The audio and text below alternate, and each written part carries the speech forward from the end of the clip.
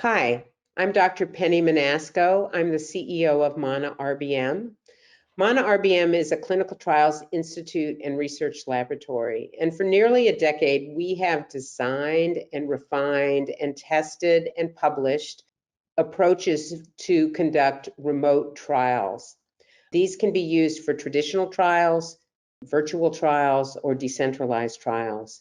And as a service to the industry, we are providing documents and training to anyone interested in implementing these important tools and using these processes to conduct your trials. If we've learned anything during this era of COVID-19, it is that we have to be flexible, we have to be willing to adopt new methodologies, and hopefully these little videos will help you to more easily adopt these very important tools for remote trial management. So today we're going to be talking with Everett Lambeth. He is our resident expert on our electronic investigator site files, electronic trial master files, and our learning management system. So without further ado, let me bring Everett on and let's start learning. As you'll see in the picture, we have Everett Lambeth. He's been working in the eISF area for at least 3 or 4 years now, and he is our expert. So I'm really excited to share his wisdom with you. So Everett, what is an eISF? The eISF, it is an electronic investigator site file. It's a cloud-based system that's used in lieu of a manual binder. As everybody knows, can be quite cumbersome collecting all the documents at the site level and maintaining it. Here, everything is collected, filed electronically, which makes it easier for review and for storage of documents and ease of access to it. And does it include everything that you have in a regulatory binder? It does, and then some. That's why we reference here the Regulatory Binder Plus. You can actually use the one-stop source of filing your subject source documents. We also use it to include reference document that can include specific training for ease of access to for site personnel.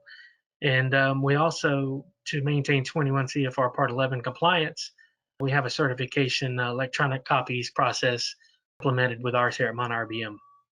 And we're going to talk a little more about electronic certified copies because they're a really important component of what we do. What are the benefits? So if somebody's trying to decide if they're going to use an eISF instead of a paper reg binder, what are the things that you've seen that help you by using an eISF? Well, as the first bullet point points out, it saves time. Exactly what does that mean? You save time as far as having to look for documents. You can pull queries, reports, finding what document you have, what document you're missing. It also allows for the remote real-time oversight from your monitors, as they can easily access the documents without having to go to the site.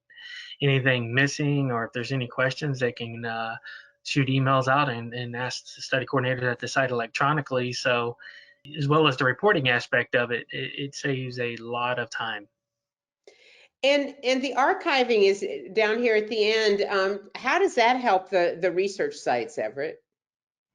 So from an archive perspective, you've got a couple ways of archiving. From a traditional standpoint, the manual binders, you'd have the spot to have to store them in your file room and keep them for up to 5, 7, 10 years, depending on your site's SOPs.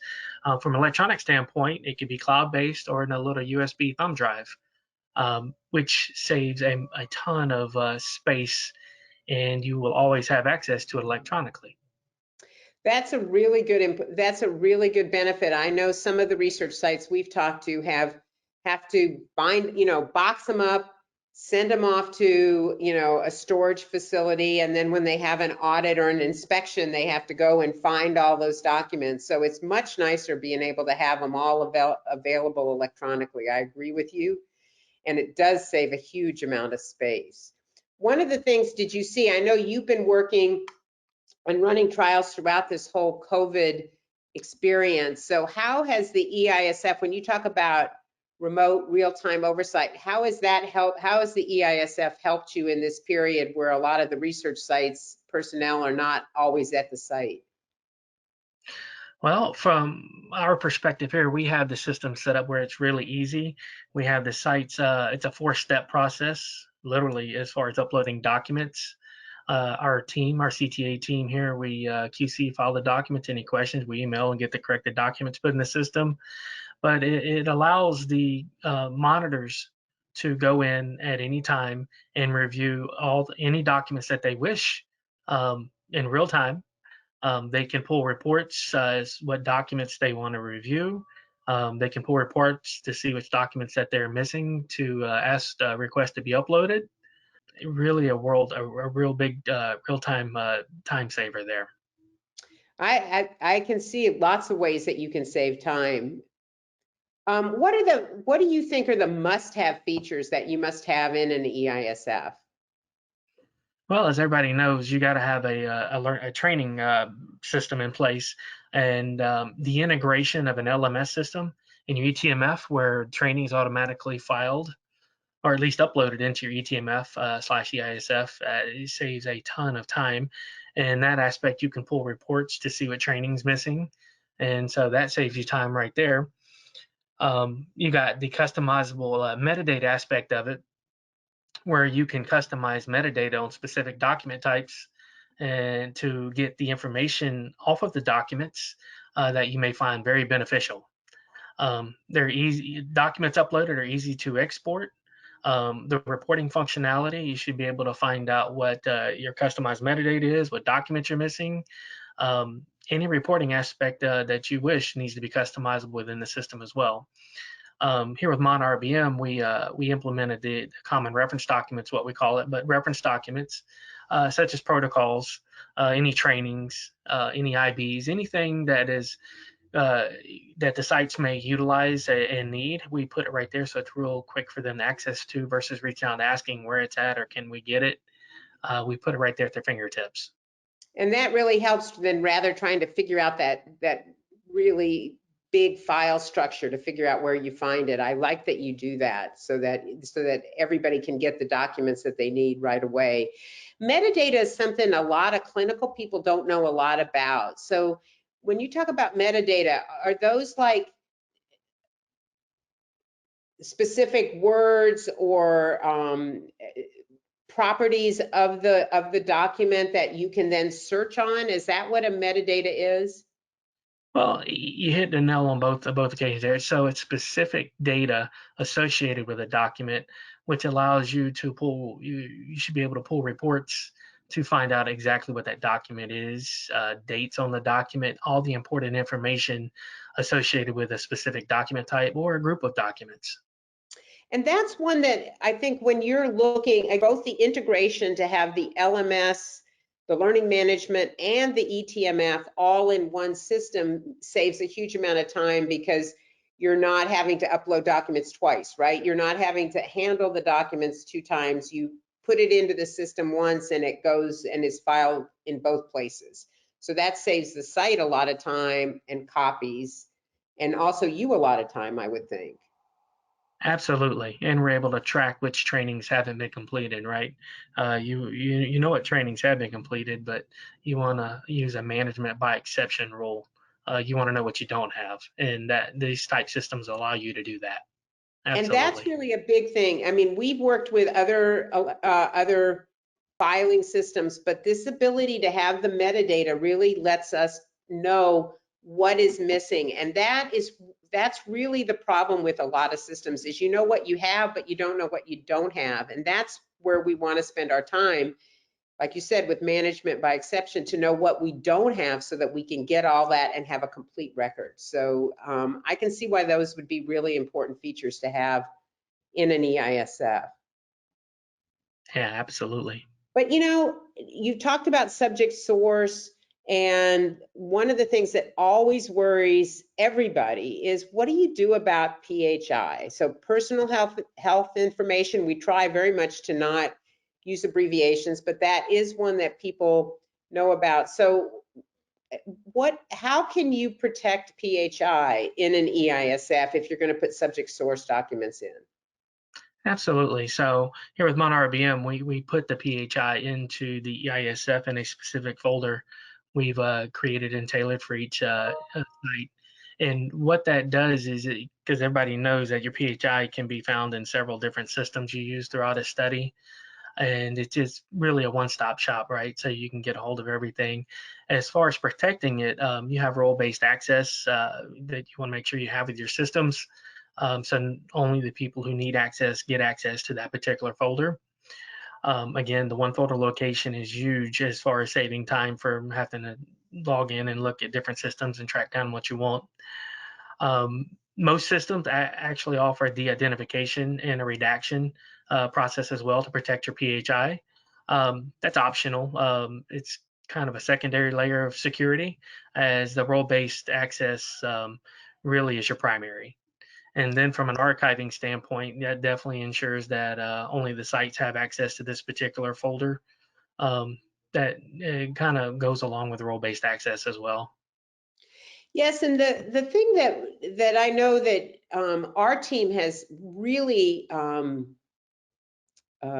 appreciated about having the eISF is that when you're doing true source document review, that means going back over medical records, going back over medical notes, that by having all of that information in the eISF, not only can, the monitor check to make sure that the right documentation is in there for the patient to be enrolled, but the medical monitor has been using that a lot to help us identify whether when there are questions about for an oncology trial for things like progression or other kinds of medical adverse events. By having all of those source records and having them protected, then those can actually help tremendously to improve the quality of the study and to know whether you are getting accurate information entered into your study. So I think that that's a really big piece. And that's where the metadata comes in as well, right, Everett? Because the metadata then tells you whether you have all the source records for that particular patient or subject. Right. It definitely lets them the monitor, the central the site monitor, as well as the medical monitor, know that they have the documents there ready for review.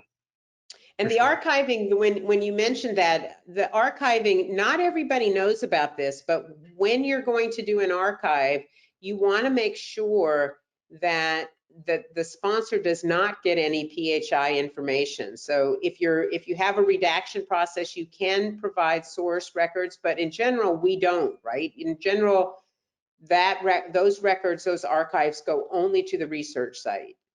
That's correct. So the advantage of having an electronic ISF is you can actually control which folders are archived into which, whether it's the sponsor side or the site side. So you know that you want to include the PHI folder with the sponsor side. It'll only go to the site level for the And when we site. talk about role-based access, what we're talking about there then is if your role is allowed, say, by the informed consent. So if you have a monitor role, then you can see those records. But if you're maybe a data manager, you can't see those records. Is that how that works? That's correct. So before you kick off your study, you'd want to get a role-based access grid set up.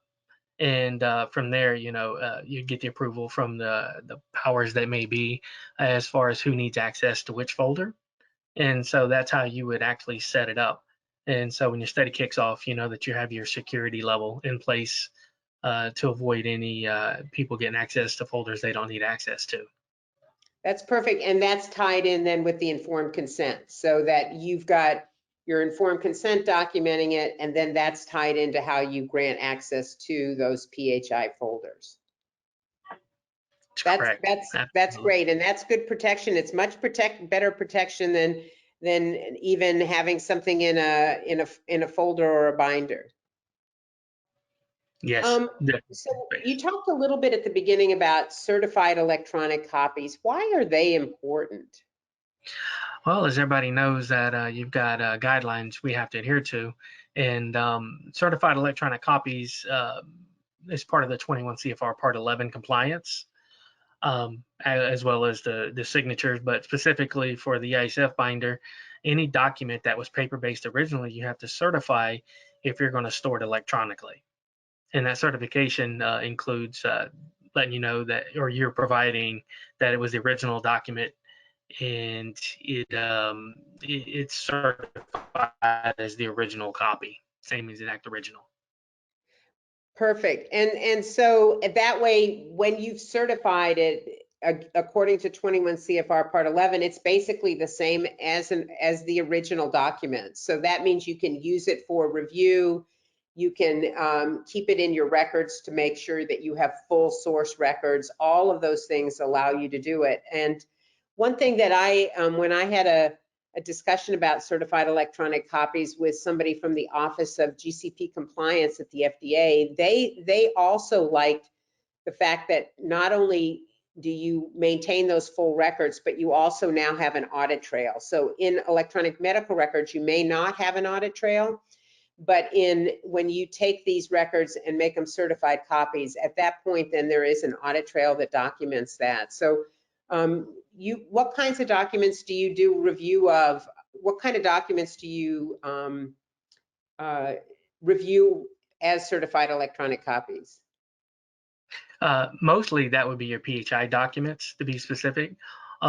Most of the other documents already are in Excel or Word format, which is electronic copy to start out with. But when you have medical records or things like that that start out on paper and you upload them in the system, you are converting them to electronic copies. The certification process, again, you have the audit trail, you have the audit stamp associated with it, as well as a signature piece. That signifies it's a certified electronic copy when you upload it, and that's one of the things you look for whenever you, from a CTA perspective, when you go to do your QC process. Very first thing you look for is make sure it's been certified, and then you can go ahead and get it QC'd and filed. At that point, the site monitor, medical monitor, can start their review. Yeah, and so you're using it for things like lab reports, you're using them for imaging reports, you're using them for, past medical history, lots and lots of different places you use it, and informed consents. And I Correct. know in one of the early studies, by doing certified copies of informed consents, the team could review those, almost immediately. And we're able to find some errors in informed consents very quickly and get them corrected quickly because of the use of these certified electronic copies. So it's a really helpful tool for the eISF and for clinical research remote review in general. Yes, absolutely.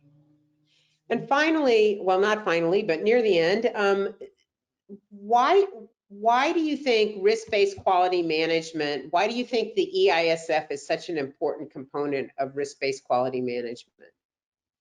Well, it allows for real-time access to documents and reports.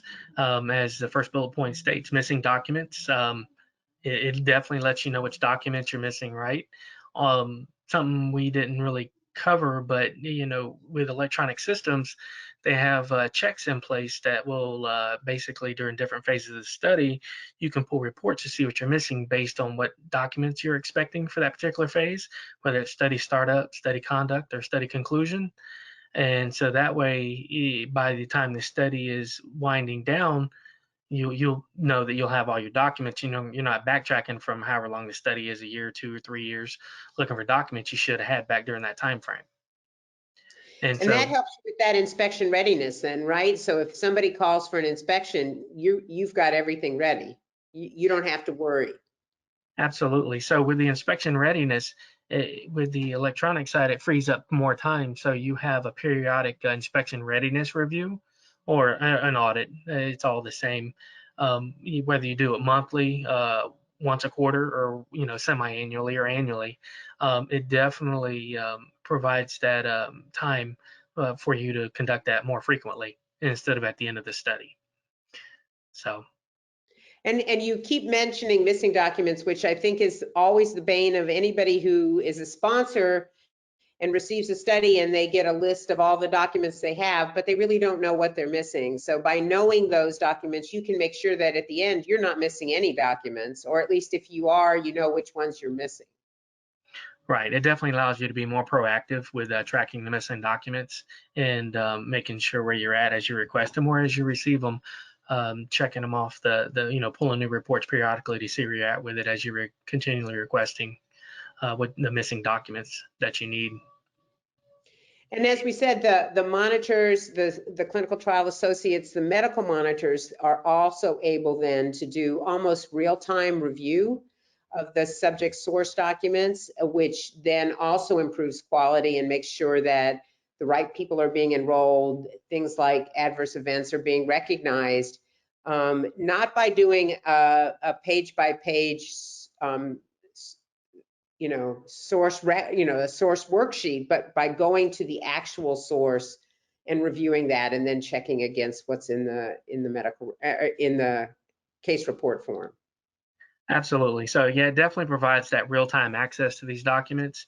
Whereas, traditionally, a monitor will have to travel out to a site once a month or every 2 or 3 months. Here, they can just log in the computer, pull a report, access the document, and start reviewing immediately. And even get notified when documents are uploaded too, right? Exactly. And that's certainly has helped to get much faster responsiveness to the research sites, which is always the goal, right? Absolutely. I know that you worked with me on getting these ready, but one of the things that we've at Mana RBM have committed to doing is sharing documents that we have developed. So over the last nearly decade, Mana RBM, which is a Clinical Trials Institute and Research Lab, has been working in the area of remote trial management. And what we've done is we have spent like I said, nearly a decade refining our processes, making sure that we have all the tools that you need to be able to do a trial completely remotely. And what we're doing now is sharing those documents with the rest of the clinical research community so that you can jumpstart your efforts to do more remote review, to better align with the ICH E6 R2 good clinical practice requirements, and to save you many years of work. So we have been working with TransPerfect at Trial Interactive, and they have released some of our documents, and we are also going to be releasing these on our website. Some of the documents that will be in this tranche of documents are our structure for the eISF that we developed, our SOPs and work instructions that we developed around doing certified electronic copies, using electronic signatures, how to manage an electronic investigator site file. We have a requirements document that's an important component that people ask you about when you're deciding on a vendor to use. And then we also included our 21 CFR Part 11 training. This is a 21 CFR Part 11 is